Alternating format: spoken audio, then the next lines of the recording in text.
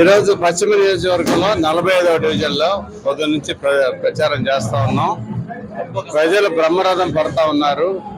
ఎక్కడికక్కడ అభ్యర్థి ఇప్పుడు కేసీఆర్ చెన్నై గారు సైకిల్ గుర్తుగా ఏమని ఓటు, నాకు కమలానికి ఏమని, మా ఇద్దరికి ఆ రోజు మే 13న దయచేసి ఓటుని సద్వినియోగపరచుకోవడానికి చెబుతున్నాం. ఆ తర్వాత క్యాండిడేట్ అభ్యర్థులను కనుక వాళ్ళు కంపేర్ చేసుకుంటే ఓటు గ్యారంటీగా కమలానికి సైకిల్కే వేస్తారని మా నమ్మకం. కానీ మేము అది అభ్యర్థించడం మా ధర్మం కాబట్టి అడిగాం. ఓకే, అడిగాం, అందరూ కూడా బ్రహ్మరథం పడతాం. రైట్. బ్రహ్మాండంగా ఉంది, మామూలుగా లేదు అసలు. వాళ్ళు ముఖ్యంగా ఈ సెంటర్ లో చెప్పింది ఏంటంటే పశ్చిమ నియోజకవర్గం మొత్తం దుర్భర పరిస్థితుల్లో ఒక 1 to 10లో 10th లోనే ఉంది. అంటే 10th is the worst. Okay, కానీ పాప వీళ్ళు కింద వాళ్ళు ఏం చెప్తున్నారంటే కొండ కింద వాళ్ళు, కొండ మీద వాళ్ళ పరిస్థితి ఇంకా ఘోరం. కాబట్టి మీరు అధికారంలో రాగానే ఎన్డీఏ ప్రభుత్వం ఢిల్లీలో నరేంద్ర మోడీ గారు ప్రధానమంత్రి మళ్ళీ 3వ సారి అవుతారు. ఇక్కడ చంద్రబాబు నాయుడు గారు 4వ సారి ముఖ్యమంత్రి అవడం ఖాయం.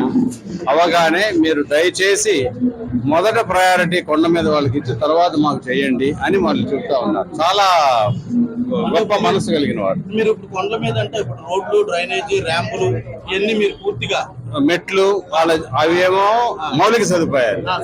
అసలు వాళ్ళకి ఆరోగ్య పరిస్థితి ఏంటి, విద్యా పరిస్థితి ఏంటి, వాళ్ళకి ఉపాధి ఎలా కల్పించాలి, వాళ్ళకి ఏంటంటే చిన్న దెబ్బతగిలింది ప్లాస్టర్ వేయటం కాదు, పర్మనెంట్ గా వాళ్ళ జీవన ప్రమాణాలు పెంచి భావితరాన్ని వాళ్ళు ఎలా పైకి తీసుకురావాలనేది కూడా వాళ్ళకి సలహాలు సంప్రదింపులు ఇవ్వడానికి ఒక కౌన్సిలింగ్ సెంటర్ పెట్టడం, 22 డివిజన్స్ కి 22 ఆఫీసులు పెడతాం చేసి, విజయవాడలో పుట్టాను, పెరిగాను, చదువుకున్నాను, తాతల దగ్గర నుంచి ఇక్కడే, ఇది మా గడ్డ. కాబట్టి ప్రత్యర్థులు డిపాజిటర్ కూడా రాని వాళ్ళు చాలా మంది. వాళ్ళు ఏదో అంటుంటారు ఈయన లోకల్ నాన్ లోకల్ అని. పక్కా లోకల్, నాకంటే లోకల్ ఇంకోళ్ళు లేరు అనే విషయం కూడా చెప్తా ఉన్నాను. ఓకే, ఉద్యోగ కల్పన అంటే అర్హత కలిగి, ఏ అర్హత ఉంటే ఆ అర్హత కలిగిన ఉద్యోగం ఇప్పించేది. మన భారతదేశంలో అనేక మందికి అవకాశాలు ఉన్నాయి. కానీ మనం దాన్ని ఇప్పుడు నువ్వు కొబ్బరి నూనె తీసుకొచ్చి ఒక చిన్న బాటిల్లో పోయాలంటే ఏం చేయాలి? గరాట పెట్టాలి, పన్నెలు పెట్టాలి. ఆ గరాట లాంటిది పెట్టి ఆ కొబ్బరి నూనె కరెక్ట్ గా బాటిల్ వెళ్ళేటట్టు ఆ అర్హత గల వ్యక్తిని తీసుకెళ్లి ఎక్కడ ఉద్యోగం వస్తే అక్కడ ఉద్యోగం చేర్పించి వాళ్ళ కుటుంబానికి సహాయపడాలి. అది ఓకే. నియోజకవర్గానికి ఉద్యోగాలు అంటే అర్హత బట్టి వేరే స్టేట్ లో ఎక్కడ కుదిరితే అక్కడ వాళ్ళకి ఉద్యోగం అనేది పురుషుడి లక్షణం. కాబట్టి మన పశ్చిమ నియోజకవర్గంలో ఉద్యోగం ఇప్పించగలిగితే అదొక ప్రయత్నం, అది బెస్ట్. నెక్స్ట్ విజయవాడలో ఇప్పిస్తే సెకండ్ బెస్ట్, నెక్స్ట్ ఆంధ్రప్రదేశ్ ఇస్తే థర్డ్ బెస్ట్, 4th భారతదేశం, 5th విదేశాలు. ఎక్కడ వీలైతే అక్కడ చేద్దాం. Okay, right. పూర్తిగా అభివృద్ధి పథంలో ముందుగా, అంతే, అభివృద్ధి పదంలో ముందుగా.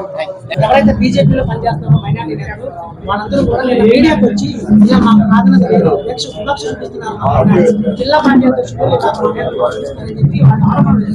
దీనికి సంబంధించి వాళ్ళు సమాధానం చేసిన అవకాశం.